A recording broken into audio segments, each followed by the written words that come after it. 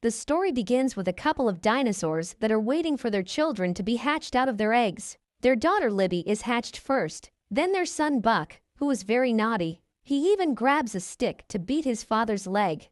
In fact, he is so active that Henry has to stop him from crashing the last of the eggs.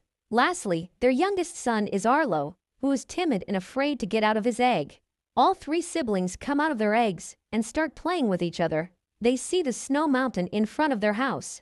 Their parents show them their farm and say they will take care of it together. As the years go by, the children grow up and they help their parents work the farm. Arlo grows up as well, but he is very weak. In fact, he is so afraid that the chicken chase after him. He is also clumsy and causes his mother to lose her balance and ruin her work. Meanwhile, Buck and Libby have no problem doing their chores, and they also spend some time messing with each other.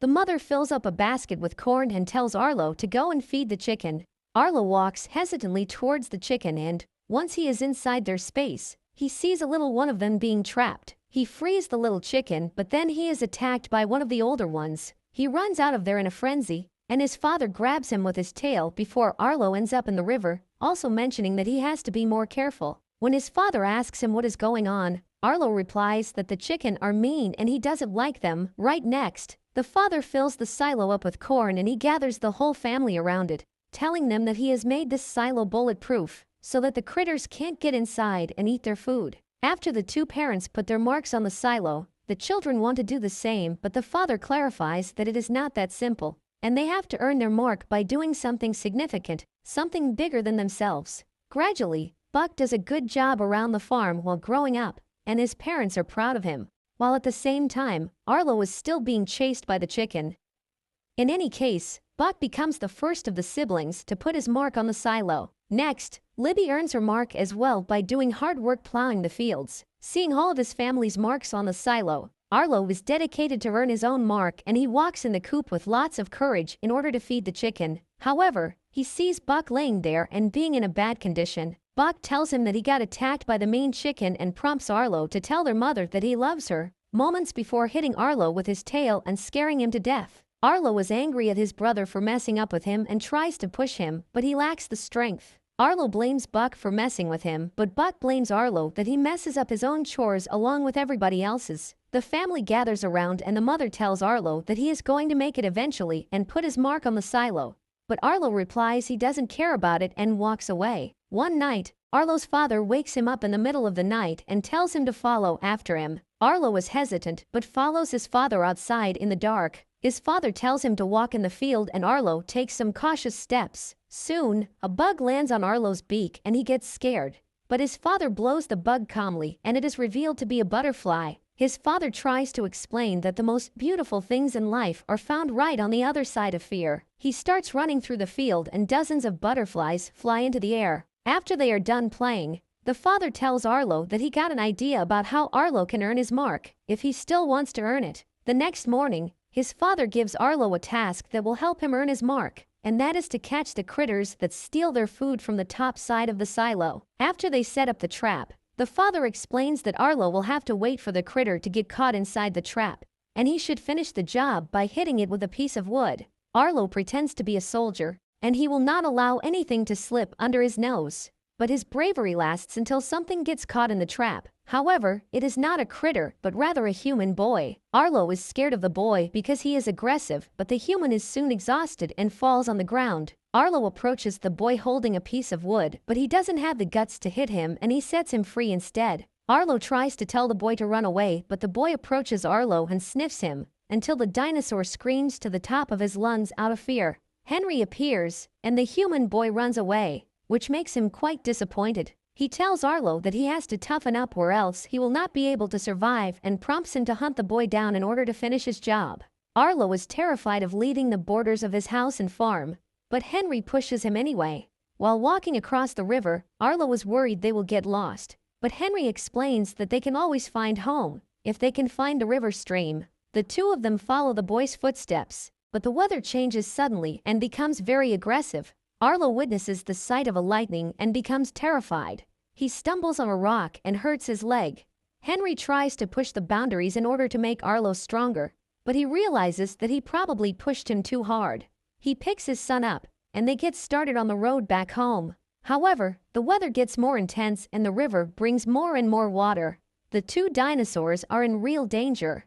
Henry lifts Arlo up in order to save him. However, he does not have the time to climb up himself, and he is carried away by the current. With the father gone, Arlo and his family have to do double the job in order to complete the harvest before the winter comes. Arlo carries some corn back to the silo but realizes that there is something inside, and it is eating their food supplies. When he takes a peek, he sees the human boy eating the corn and he immediately gets angry, blaming the boy for his father's death. Arlo tries to catch the boy but he escapes. The little dinosaur runs behind him, but the two of them end up in the river and are carried away by the current. When Arlo wakes up, he finds himself in an unknown place and he is terrified. He sees a cliff and tries to climb up. However, he is not a skillful climber and falls back down. He needs an extra dose of motivation and finds that when he sees the human boy again, this time, he climbs up but the boy blows some dust on his face. Eventually, Arlo makes it up there but the boy flees. The dinosaur wanders around the place, trying to find a way to return back home, but he is hopeless. Soon, he steps on a red berry and realizes he can eat that. He finds the tree with the berries, but that is a bit high for him. Despite, he makes an attempt to reach the berries. However, he trips over, and eventually his leg gets trapped under a rock. He tries to get out of there, but doesn't succeed. When the night falls, Arlo is terrified and has no idea how he will get by. However, he falls asleep and wakes up the next day. To his surprise, his leg has been freed. A hole has been dug up. He notices that there are human footsteps on the dirt. Arlo keeps walking, but he has not the slightest idea of what path he needs to follow. Soon, it starts raining and he has to stop. He sets up a temporary shelter and has no choice but to stay under it. At some point, he hears the bushes rustling and feels scared. Nonetheless, the only thing that appears is the human boy. The human boy brings him some food, first a lizard and then a giant fly, trying to signal him to eat. Arlo can't eat those, and then the boy brings him some berries, which Arlo eats pleasantly. The two of them start feeling better about each other, even though Arlo still has some bad feelings about the human. To eat more berries, Arlo follows the boy. The two of them walk to the edges of a cliff. When they reach a gap, the boy bites Arlo's leg and the dinosaur spreads all across the gap like he is a bridge. The boy walks over his body, and then Arlo drags himself to climb on the other end of the gap. The boy has brought Arlo near a tree full of berries, and the dinosaur happily starts eating them. However, a snake lands on Arlo's beak. Arlo gets scared and he falls off the cliff. The snake falls along with him. Arlo is afraid of the snake, but the boy appears behind the snake and bites it, moments before he dashes on his body and pushes it away. Right next, a Styracosaurus emerges from the woods and argues that he needs the boy to protect him. However, he and Arlo agree that the first one who will give the boy a name will keep him. While they spin various names, Arlo calls the boy Spot and he listens to it, meaning that Arlo will be the one to keep him. Later on, Arlo continues his journey towards home, but Spot stops at a certain point because he finds a mole. The mole runs back to a field full of holes and gets inside one of them. Spot blows into the hole and 3 moles pop up, which makes the two friends laugh. Arlo tries on his own and he gets some of them out. After a few more tries, Arlo blows a huge puff of air inside the holes that launches all of the moles into the air. However, Arlo is scared when all of them crawl on him and he ends up in the river alongside with Spot. When they are out on the land again, Arlo offers Spot some of the fruit he is eating. Suddenly, the two of them start laughing because the fruit is causing them to see various illusions. Arlo sees Spot's head becoming huge while Spot sees Arlo growing some extra pairs of eyes. When the effects of the fruits are gone, the two friends continue their journey. One night, Arlo finds a field and shows Spot the beauty of the fireflies, just like his father showed him. When they take a moment to rest, Arlo uses some small pieces of wood to try to explain what a family is by outlining his family members. Spot understands the analogy and he uses some pieces of wood as well to signify his own family, which apparently consists of him and his parents. But as it appears to be, his parents are dead and Spot tries to communicate that by burying the 2 tallest pieces of wood that represent his parents. After Arlo does the same thing with the piece of wood that represents his father, the two of them start howling in a gesture of mourn. The next morning, Arlo realizes that Spot is having a bad dream. Later that same evening, the two of them are caught up in the eye of a storm. When he sees and hears a lighting, Arlo remembers that fatal night when he lost his father. Having no courage to continue, he runs back to cover.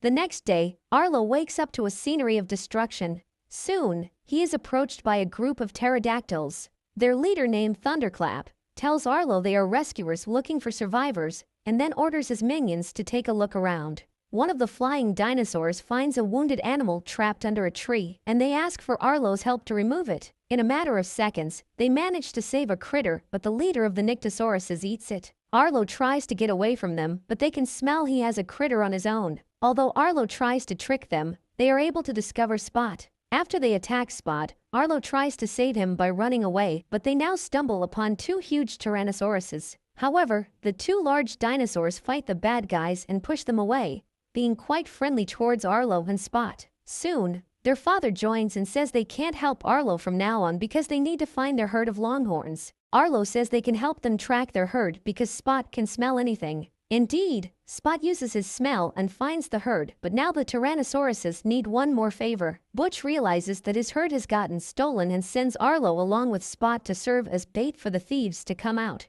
Arlo and Spot secretly make it on top of a rock and Arlo tries to roar. However, his voice is soft, and Spot has to bite his leg in order to make him roar louder. This time the thieves hear him and approach him. These velociraptors are about to attack him, but Butch jumps into action and grabs one of them. Despite Arlo is attacked by the other ones, the attack causes the longhorns to be scared and start running. While all of them run together, the tyrannosaurs get attacked and taken down. Since he is in danger of getting run over, Arlo hides behind a rock. Although he is timid, he has to help Butch and attacks two velociraptors, taking down one of them with his head and the other one with his tail. The thieves come against him, but Butch grabs them midair and tosses them away. The thieves are losing the battle and they start running away. The tyrannosaurs roar against them and they also motivate Arlo to do the same. After they have won the battle, they retrieve the herd and run alongside with it until it's dark. Nash uses a bug as a harmonica to play some music. He really likes Spot and wonders if Arlo would be interested to make a swap and give him Spot in exchange for the bug. Arlo does not view Spot as a pet but rather as a friend, and makes it clear that the boy is not for sale or trade. Then, Nash puts his leg in the fire, and explains that his leg has been injured to the degree where he does not feel anything on it. Then, the two siblings insist for Butch to tell the story of how he got the scars on his face. Butch explains that he has had an encounter with a wild and ferocious crocodile back in the day. The crocodile did him dirty when he approached a lake to drink some water. The animal bit his face. Even though he has that scar on his face, he was able to turn the tables on the crocodile and make him run. The next day, Arlo runs with the family and the herd again. Butch motivates him to show courage and lead the herd in the right direction. After Arlo bumps on the longhorns to lead them in the path they need to follow, Butch sees they have reached the right spot, and he is able to see the mountains. He tells Arlo this is the path he needs to follow to get to the river, and they part their ways. After doing some running, Arlo and Spot are happy to find the lake. However, they have to stop when Spot gets distracted by a human adult male. He and the old man stare at each other. Spot even makes a couple of steps toward him. Not knowing what is going on, Arlo stops Spot and grabs him to put him on his back. They continue on their journey, but things go sideways again, because there is a storm coming up and Arlo has not yet gotten over his fear of lighting. While Arlo stalls, the pterodactyls appear on the sky and they fly circles around them. Out of a sudden, the flying dinos attack. Arlo is momentarily dazzled, and the pterodactyls orchestrate their next move. All of them attack at the same time and they try to steal Spot. Arlo holds onto him back, but he can't keep going forever. The pterodactyls take Spot, and they also push Arlo down the cliff. Arlo gets trapped while falling. On his attempt to escape, a rock hits his head and causes him to see a vision. He sees that his dead father helps him get free. The two of them start walking together. While they do, Arlo sees the lightings in the sky and decides to speak up. He apologizes to his father because he thinks he is responsible for his death. From now on, he will never cower again. His father turns around and admits that his death was his own fault, and Arlo had nothing to do with it. His father speaks back to him and motivates him by saying he is stronger than anyone he ever knew, making Arlo wake up and run towards the mountain Spot was taken to. Even though the ground is hit by lightings, he is not afraid of them anymore and he keeps running. While he does, he howls like Spot does, so maybe they communicate. Luckily, he hears Spot howling back to him and is able to find him. The boy is clinging on a tree and trying to not be eaten by the pterodactyls. Arlo rushes against them and gives them a good hit, but then all the pterodactyls attack him. The two of them are able to lift him into the air, but Arlo sees Spot struggling and that motivates him to do his best. He manages to escape their grip and uses his tail to break a tree. The tree falls on the pterodactyls and traps them under its trunk. At the same time, Spot bites Thunderclap and makes a hole on his wing. While Thunderclap tries to escape, Arlo grabs another tree trunk and tosses it in the air. The trunk flies in the right orbit and hits Thunderclap, taking him down for good. But there is one more problem. The river is bringing more water. Arlo was afraid of that stream, but he regains his self-control and decides to take action and get Spot. However, the water swallows both of them. Arlo sees Spot being unconscious on a tree trunk and knows that he has to do something about it. He swims towards Spot and gets a hold on him, moments before the water current takes the two of them on the waterfall. Luckily, they have received no severe damage. Arlo carries Spot out of the water. The next morning, the weather has gotten better and Arlo is real close to home.